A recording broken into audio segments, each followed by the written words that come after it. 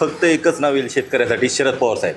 हो त्यांनी 2 वेळा कर्जमाफी केली संपूर्ण. बर त्यात माझ्या एका चुलत्याचं 3.5 लाख रुपये कर्ज होतं अच्छा. ट्रॅक्टरचं, ते संपूर्ण माफ झालेले हा. आणि ते माझे डोळे देखतच आहे. बर शेतकऱ्यांसाठी फक्त पवार साहेब, बर दुसरं कोणीच नाही.